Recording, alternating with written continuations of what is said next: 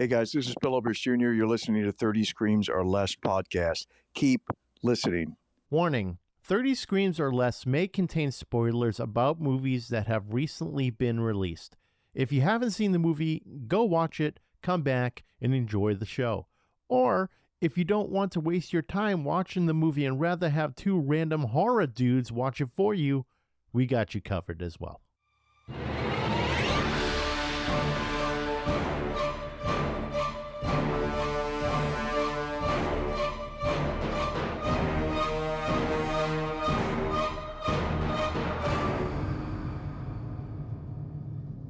Welcome everyone to 30 Screams or Less, a horror movie podcast where we review horror movies in 30 minutes or less. Today's movie we're going to be talking about is called Laid to Rest. It's written and directed by Robert Hall, starring Bobbi Sue Luther as Princess. I think we're just going to go with Princess because that's what they called her for most of the film. Yeah, she's not even credited as the princess. She's the girl. Yeah, I know. I don't know. They probably should have said Princess in IMDb, but I don't know. Whatever. Maybe it needs to be updated. I don't know if we could do that. But Kevin Gage as Trucker, like a trucker. No, it's Did Tucker. you catch his name? It's Tucker? I copied Trucker. I don't know where you got that because it's Tucker. Oh, yeah, look at that. It is Tucker.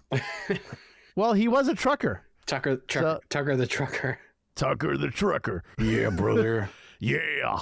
Okay, Kevin Gage is Tucker as opposed to Trucker, and Sean Whalen as Steven. The plot of the movie is a young girl wakes up in a casket with a head injury and no memory of her identity. She quickly realizes she was abducted by a serial killer and she must fight to survive.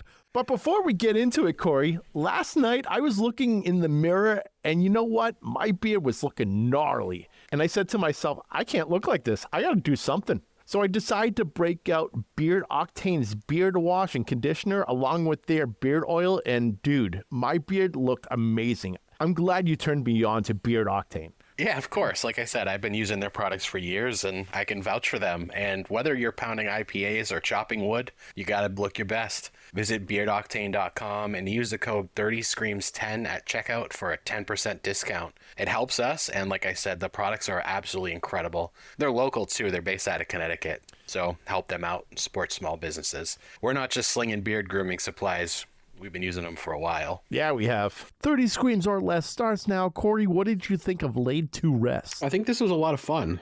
For a slasher film, which you and I both love, it was actually pretty original, I thought. Yeah. We watch slasher films for original kills and gore, and there wasn't a lack of either of those in this movie. Although I will say Chrome Skull, which is the name of the villain, is fucking stupid. But he was a pretty interesting character all around. I wish they'd remake this movie with Derek Mears as Chrome Skull. See, that would be cool. Derek Mears is a big dude. Derek Mears or Batista? Or Batista, yeah. Batista decides to stop doing like A-list films and come down and do like a Laid to Rest. Sure, why not? It's possible. Blumhouse Anything's can do possible. it. Oh, there you go. Okay. If Blumhouse is all up in it, Blumhouse is all up in it. Batista be like, I'll do it. Yeah, but I don't know, he's so skinny now. He's still a tall guy. He's like 6'3" or something like that, but he's like skinny as anything now. Well, Derek Mears is skinny as shit too. He's just very tall, but he's jacked fat. Yeah, he's jacked fat. He's not. God, we met him in a Mexican restaurant last year, and he's not at all. He's just a very tall, like massive man. Yeah, I mean, when we talked to him at Silver Scream, he was just a big dude, obviously towering over me. I mean, I'm 5'8". So, and I don't think I'm exactly that short, but looking at him, I'm looking up. I'm like, fuck, man, this is a big guy. Nice as anything, though. I would love to get him on the podcast. I honestly never even thought of that, so maybe I can put that on my list. Yeah, put that on your list. That's a cool guy to talk to, because we had a good talk with him. He may even remember us. Who knows? Yeah, I will. Yeah. I'll find a way to reach out to him. Oh, yeah. Just hit him up on social media or something like that. But Chrome Skull was an interesting character. I liked his approach where he was basically filming everything, but I was trying to understand what the purpose was. You know, I would think if you're filming all this stuff, you're probably maybe wanting to stream it online. So I'm almost thinking like, is this stream before stream? Maybe that type of deal. But he just like filming his kills and storing them. And every once in a while, he'd throw it to the fucking police, I guess, to mess with them a little bit. See, I thought that was a pretty cool side thing that he was doing, was filming the kills of him murdering women, and then he would send them to the police. That's pretty fucked up. Yeah. And that's why I kind of said this was original in a way, because the kills, I mean, I thought all the kills were really cool, but I've never seen a slasher film his kills like this and send it to the police to basically taunt them, you know? Kind of reminded me of like the whole getup, the costume, everything was very Predator-like. Oh, yeah, it was. Okay. Yeah. It's kind of like the Predator shoulder missile launcher thing, except he built something that he would put a camcorder on. Yeah. And this is before GoPros. Yep. I mean, He had imagine a whole now ass camcorder on his shoulder. a whole ass camcorder. It kind of reminded me of Zodiac a bit, because Zodiac would taunt the police and everything with his letters. Yeah. And no one could fucking figure out who the hell he was. And I don't know, we've talked about this before. There's people out there claiming that they're related to Zodiac, but we take it with a grain of salt. But this killer kind of did that in a sense, where he would film these girls, he would film himself killing them, and then send it to the police. So I think his overall motive, probably just to kill, I want to say, sex workers. Typically, serial killers will go after sex workers because they're like the easiest prey. They think of them as people that no one will miss, that type thing, right? So he went after this girl, and I won't say just yet about her because, well, it all unveils at the end type deal. But a lot of serial killers do that. You know what, Corey, forget it. I'm just going to go for it. I'm just going to talk about it because, yes, later on in the film, we find out that she's a sex worker. But were all those other girls sex workers or prostitutes, whatever? It could have been. Wasn't there a movie that we watched that the killer was targeting sex workers? If that's the case, it's not as original as I was thinking originally. Mm-hmm. Because I feel like it's been done before, because this killer is trying to almost rehabilitate these women, you know? Right. Oh, fuck. What is that movie? Okay, so I didn't make it up. No, I don't think you made it up. What was that movie we watched where people had to hurt each other and fill up this tube to get out? We reviewed it. Oh, fuck. They kind of did that too. They kind of got like misfit toys of people and fucking threw them in that house. I'm going through. It was very Saw style. Oh my God, what was it? I'm going through our archive right now. Yeah, just go back. It was brutal though. I remember that being pretty brutal because they all had to hurt each other on purpose.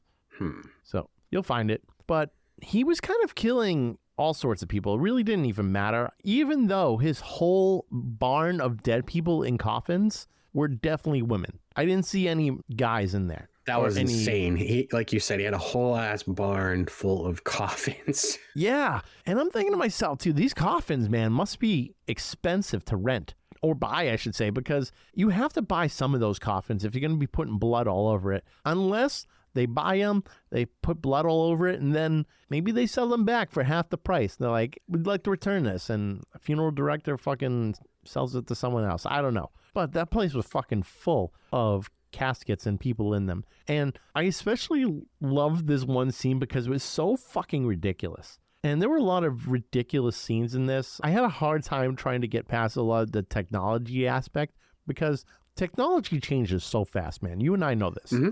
For sure. So, and it's hard for me to watch some of these movies because they feel very dated. And it's one of the reasons why I haven't gone back and watched Strangeland, because technology is so different now. Like back in Strangeland, you know, D. Snyder's Strangeland. Yep.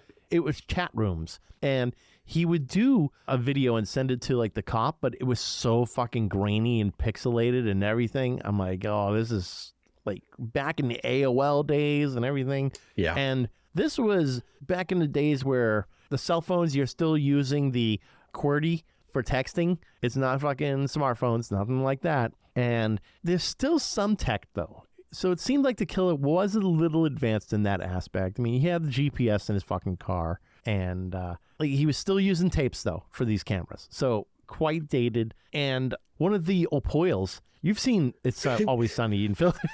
I know. Yeah. I thought that's who it was. Like the first time I saw him, and I'm like, that's one of the McPoyles. Yep. Oh, McPoyles. Sorry, McPoyles, not Opoils. McPoyles.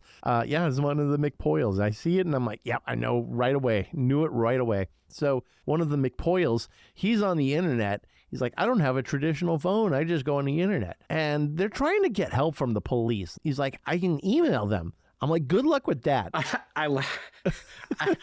I wrote a note. Since when can you email 911? Like, I saw that and I was like, that isn't even a thing now. No, God forbid. that you send them an email and it goes to the spam. Forget it. Yeah, you're fucking dead. If you're calling with an emergency, you're dead. Yeah, you're fucking toast. Forget it. They ain't getting that shit. It's such a fucking ridiculous concept that he's just emailing them. Speaking of this 911 thing, I read something funny in the IMDb. There was a goof, which I don't know if this was a thing back then. Right now it would be with smartphones. But did you notice that when he tried to unlock that phone that belonged to the killer? Yeah. He tries to call 911, but he can't because the phone's locked and password protected. Yeah. So if you try to do that now on a smartphone, you can certainly make an emergency call while it's locked. Yeah. Do you think they thought of that back then? I don't think so. I don't know. It doesn't make sense that they would lock the phone to call an emergency unless like the killer was like, I don't need 911. I stitch myself up, which he does. This dude was like unstoppable, man. He got shot a few times and he's just like, I'm going to pop the bullets out. Oh yeah, And- and that was another thing. I'm thinking, like, is there some sort of supernatural thing going on with him, similar to like the big slashers, Jason and Michael and stuff? Like they just keep coming back. But Yeah. the Chrome Skull character was just a human, or we know him as a human. But I know there's a sequel and there's apparently a third movie, and we haven't seen either one of them. So maybe that gets explained in one of them. But Maybe. I finished watching it and I'm like, this stuff that I probably would have liked to known, but I didn't get any answers. And then I saw there was a sequel. I'm like, you gotta be shitting me. They made a sequel to this? And you just told me right before we started this podcast, there's a third film. So this is a trilogy. yeah, I had no idea whatsoever. yeah, and the Power Rangers in the second one. Oh, no way. Wait, which one? Brian Austin Green, wasn't he a Power Ranger? Oh no, he was from 90210. Yeah, Beverly Hills 90210. Edit that part out. No. Yeah, so 90210. But he plays a character in the second movie. Okay, that's interesting. So this guy was basically unstoppable. Speaking of goofs, I noticed this goof at the beginning. So this girl, she's on the phone with 911 and she doesn't know where the hell she is because she got knocked stupid. She woke up in the casket with a head injury. She doesn't know where she is or who she is or anything like that. She knows that she's around a bunch of dead people. So she calls 911. She's talking to them and she goes to the door. She sees the funeral director, right? I think that's what they call him. Mortician, maybe? I don't know The if he guy was a that's mortician. embalming the body. Yeah, him. So I think it's mortician. No, it is funeral director. I think you're right. I think they do I think funeral director is probably the way to go for that. So funeral director comes to the door and he's like, what are you doing in there? Are you okay? I'll get you out. Even though he fucking ran away from her earlier because he saw the coffin shaking. But Chrome Skull comes up from behind him and stabs him with that long piece of metal. It sticks in the door. And one thing I thought was weird was the way the door swung. So the killer went down and she opened the door and this piece of metal went into his eye, which would make sense if the door swung the correct way. He gets his eyes punctured multiple times in this movie too. Yeah, so many eye things, man. Especially the opening credits and someone's getting thumbs to the eyeballs. Yep. I'm like, oh God, here we go. 30 seconds in, we got fucking eye damage happening. Yep. Steve's favorite thing. Love it. So she's on the other side of the door, and this is one of the doors where it opens towards her, not out. So he's on the outside, but she opened the door. He got stabbed in the eye. You would think that the only way this is going to happen is if the door swings out, hits him in the eye, and she runs out. How do you get stabbed in the eye if the door's swinging towards her? I don't know. I Movie magic? didn't think that too far into it. I was like, that's not right. Nope. Something's wrong here.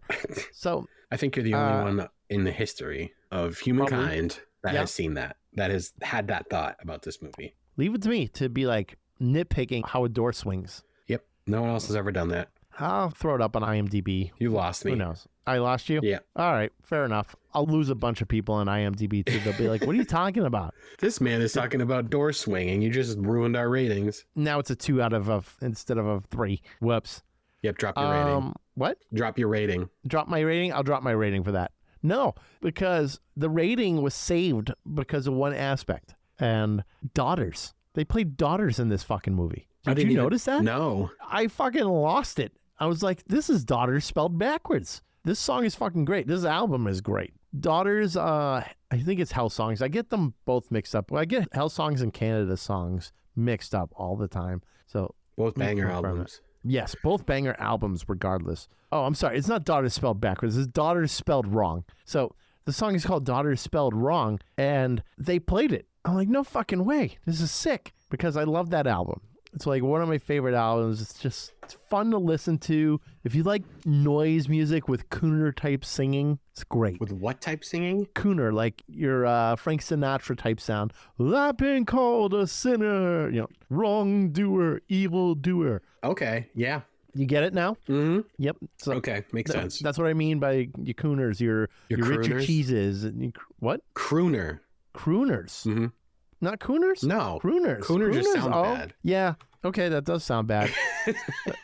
A crooner is a singer who performs in a smooth, intimate style, often singing love songs. Okay. What is a crooner? All right, I'm wrong there. Crooner. So yeah, it's like noise crooner music. The crooning style originated in the 1920s. Yeah, I fucking love it. It's music that you just want to drink a scotch and smoke a cigar to. Yeah, okay. Yeah, and that's like Daughters. You just want to drink a scotch and smoke a cigar to, and then throw it against the wall and light shit on fire. Were you with me when I saw them at I think it was Brighton Music Hall? Brighton Music, maybe? When they were gone for a long time and then they did like a reunion tour. Great Scott? Was it Great Scott? I saw them at Great Scott. I'm pretty sure you saw them there too. I've played Great Scott. It holds a soaking wet like 150 people. Holy shit. Yeah, the last time was, oh my God, that was 2016. Woof.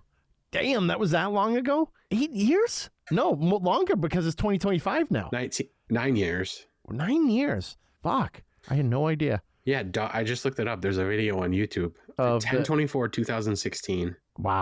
Wow. Yeah. That was an awesome show, though. I fucking love that. I'm trying to remember who else was on that show because it was a pretty stacked lineup. Oh, it wasn't Dillinger Daughters? Daughters. Let's see. Boston. I remember buying a Daughters shirt, and it was like basically black on black. And my dumbass bought a medium because I was fitting in a medium at the time. But these broad shoulders, man, they just fucking can't contain medium shirts. I'm jack fat. Daughters, yeah, October 24th, 2016. They played that song, Daughters Spelled Wrong, but now I don't know who else was on the bill. It doesn't say on set list. Interesting. We'll figure it out, I'm sure. Daughters.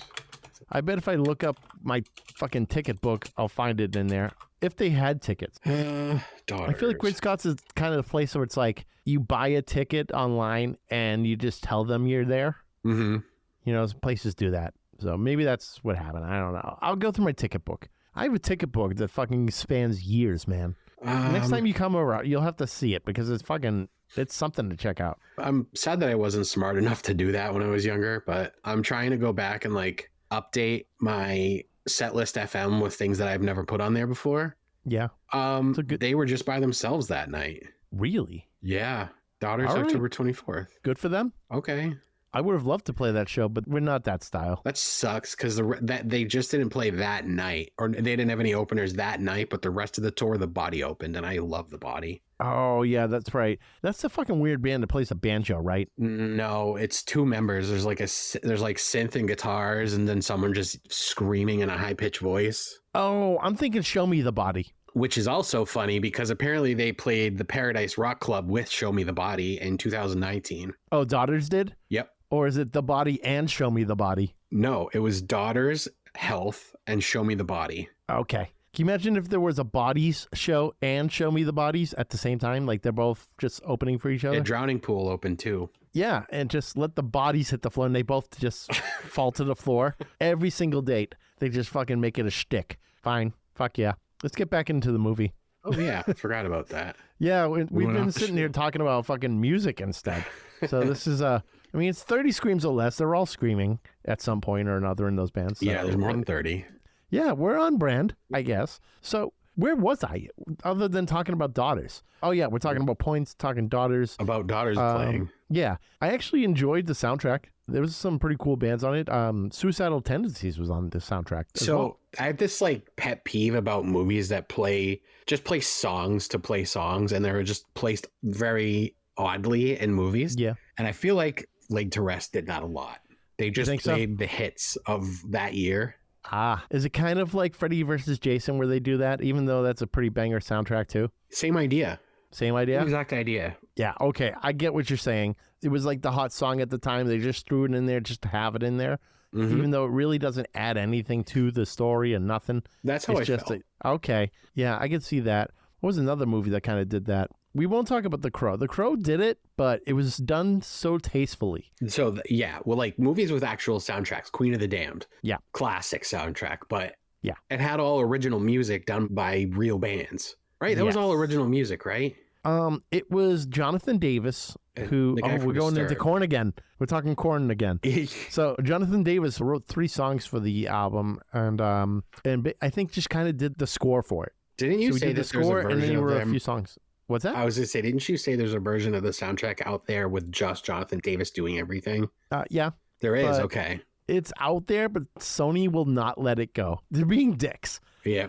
Just release the fucking tracks, man. Just throw it up as singles on Spotify, whatever. You make your money, he'll make his money. The world is a better place. I'm gonna have to listen to that soundtrack tomorrow. I listened It to was it. It's so actually, good. It is really good. Okay, so it had Deftones on it. Okay, so that's Dead Cell, Papa Roach. Yeah. Oh The man, do you remember 90s, Dry man? Cell? Yeah, I do remember Dry Cell. Body Crumbles. Yeah. Good song though. I like that song. The 90s, man. 90s and early 2000s. Movie soundtracks were fucking great. I loved them back then. They made it like a fucking mission. Do you know which To one I have- burnt out? Speaking of movie soundtracks, like I'm pretty sure I fucked the CD up like permanently when I had it back in the day. I remember buying What's it at it? Circuit City. Circuit City. Wow. It's got a song on it by one of your favorite bands. Oh God. We tried to What get is it? tickets for them recently. Don't.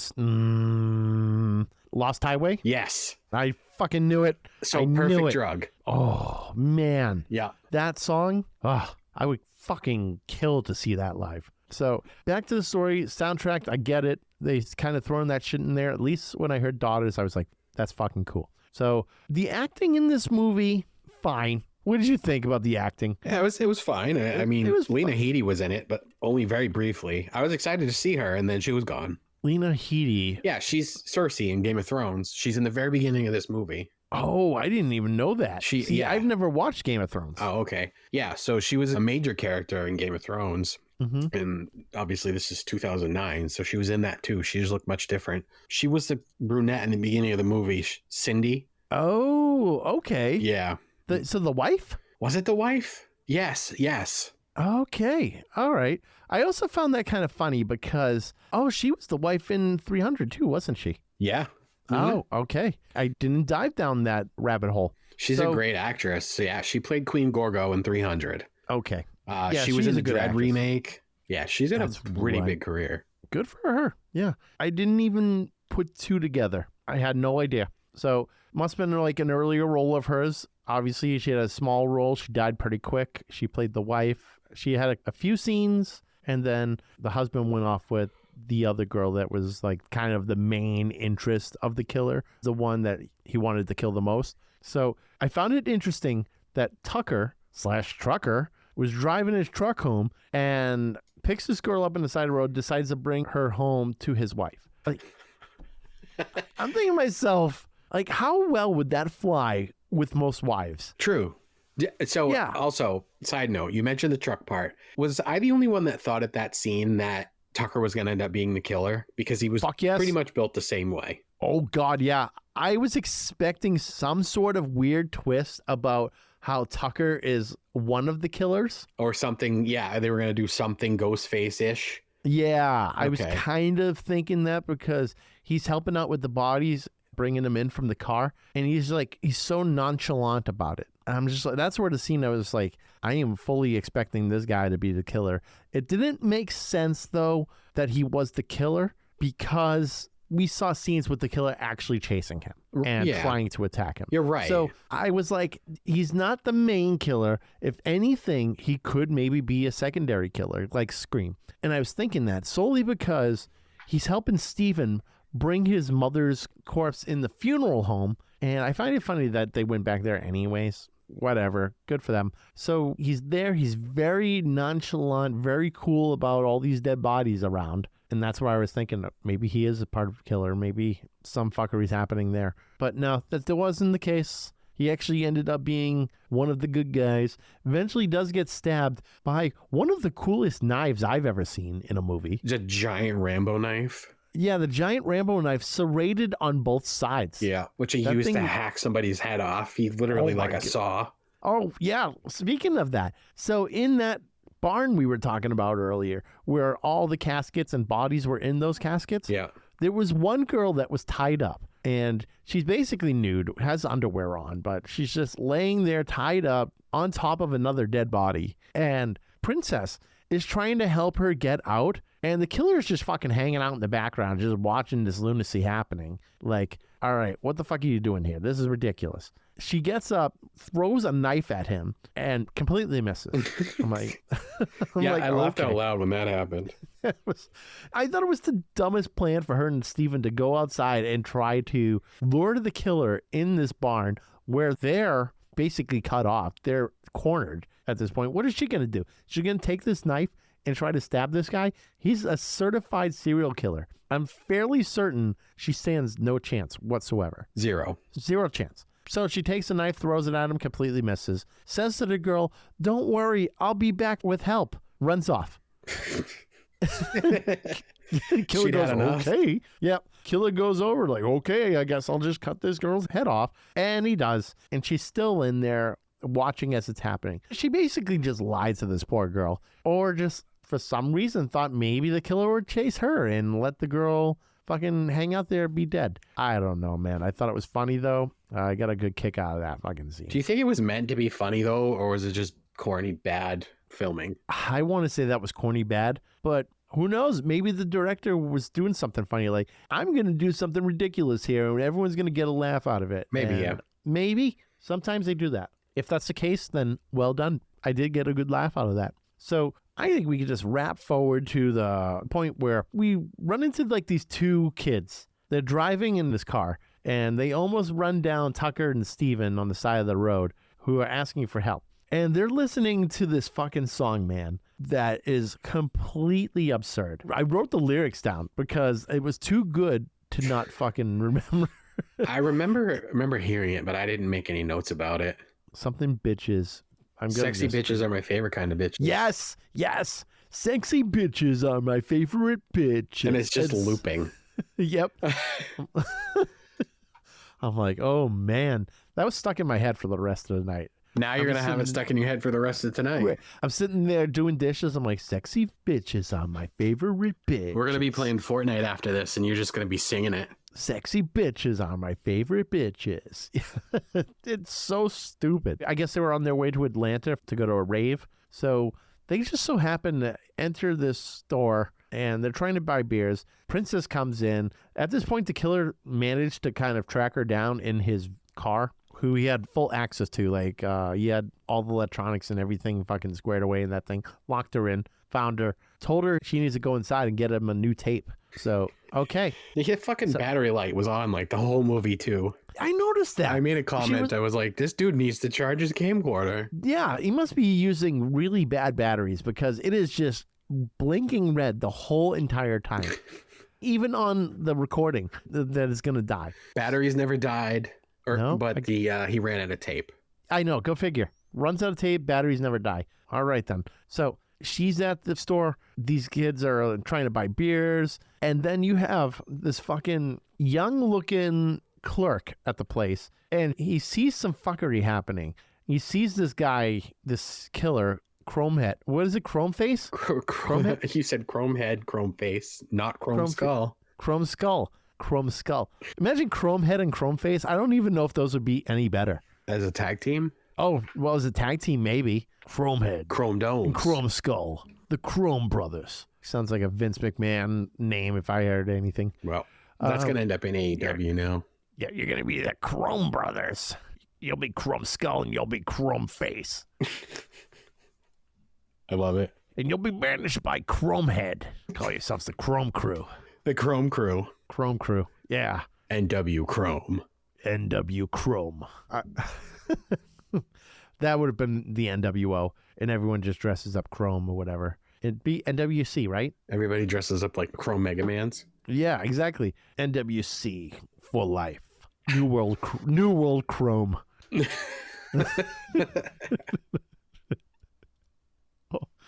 Oh man. Okay, so This fucking kid goes outside with a shotgun and he's threatening the killer. And of course, the killer turns the gun on him and just blows this kid's brains to smithereens. The funniest part about this, and I there's another scene I laughed out loud. Yeah. The kid grabs a shotgun and he points it at Chrome Skull and he goes, "I will shoot you in the head." And then Chrome Skull takes the gun and shoots him in the head. Yep, just pushes it back, boom, blows his face off. Just brains him all over the ceiling. Yep, just brains everywhere. And you know what? I wanted to talk about this too, because earlier in the movie, and we're talking people that were in this film that have gone on to do bigger things. And one of the people from That Thing You Do, Jonathan Shaish. Okay. I can't pronounce that for the slightest bit. Oh, yeah. I saw him. Spells his name he weird. looks familiar. It looks like his name is John Athon. Look, it's spelled JOHNATHON. Jonathan. Isn't that how it's normally spelled? No, it's JONATHON. I mean, it can go either way. I mean, yeah, so You're being picky again. I am being very picky, but I can't pronounce his last name the slightest bit. It's SCHAECH.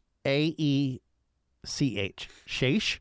Mm-hmm. Maybe. And I feel like their other guy, Richard Lynch, has been in a lot of shit too. He was in a lot of the Rob Zombie stuff. Yep. And a lot of like old shows, actually. He looks familiar. Very familiar. He's been in Lords of Salem. Yeah, he was in Lords of Salem. He was in the first Rob Zombie movie, the only good one. Decent anyways, not good. Halloween? Halloween, yeah. Yeah, that was actually pretty decent. I liked it. So, but people were like, no, I don't like it because you hear Michael Myers talk as a child. Who gives a shit? Yeah, but he just like the coolest opening scene with him like killing his stepdad.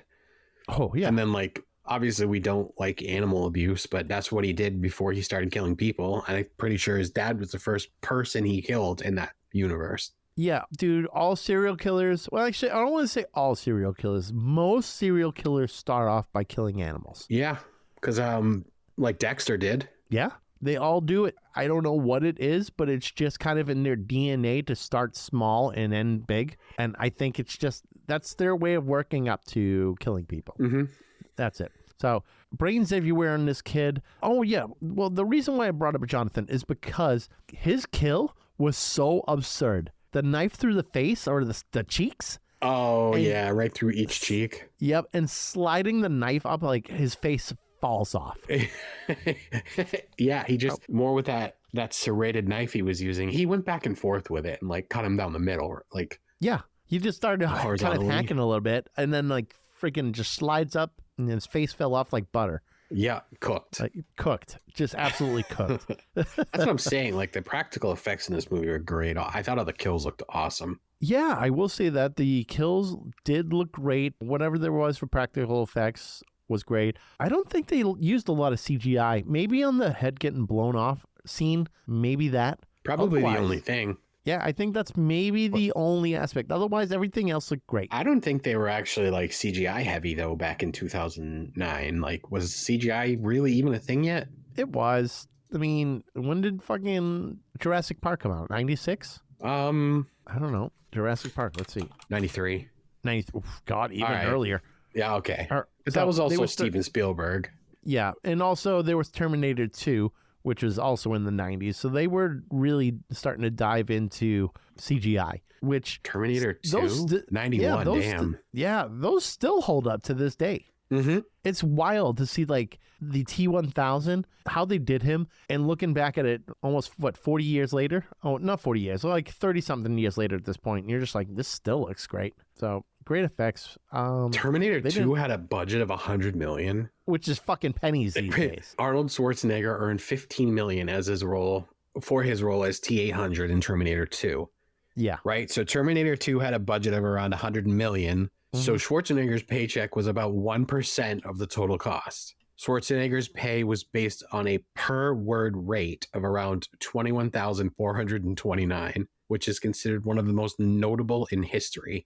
So anyways, we're in the store. Kid gets his head blown off. They're trying to fight this killer. And they bring up this one like recall scene where, do you remember earlier in the movie, Steven was talking about having like some sort of weird brake fluid stuff, you know, like the tire fluid. And he's like, I don't know, I could spray it in his ear. Mm-hmm. And the killer. And we saw a head blow up. Yeah, the killer makes his head blow up via that same exact stuff he wanted to spray in the killer's ear. I thought it was fucking silly. It came full circle. It came full circle. So I like that they tied that up. Not that it was like anything, not that it even fucking mattered. So pretty much the majority of these people are dead at this point. Tucker's dead, gets stabbed in the stomach. One of the friends gets his head basically lopped. Well, actually gets his head fully lopped off.